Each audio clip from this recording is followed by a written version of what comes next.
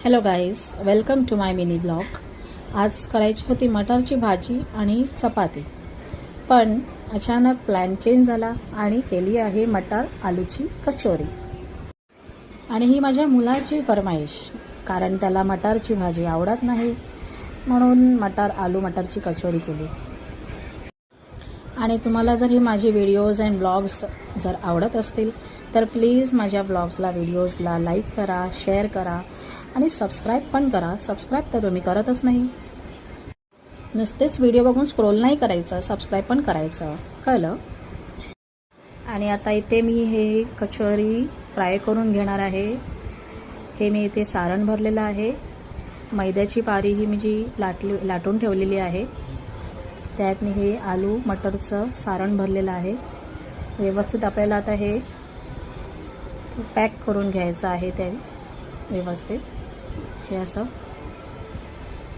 आणि लाटून घ्यायचं आहे.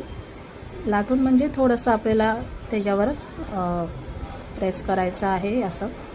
आणि बघू शकता तुम्ही, थोडंसं जाडसरच ठेवायचं आहे.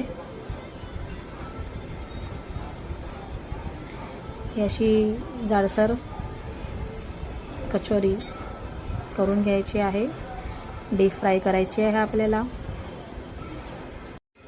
गॅसची फ्लेम मीडियमच ठेवायची आहे आणि क्रंची होईपर्यंत आपल्याला फ्राय करून घ्यायची आहे.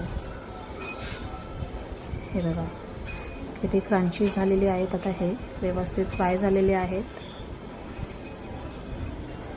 तुम्ही पण हे अशी कचोरी करून बघा, खूप मस्त लागतात.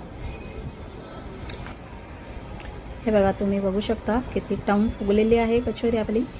आणि हे तुम्हाला मी आता दाखवते. इकडे हे खूप गरम आहे ॲक्च्युली.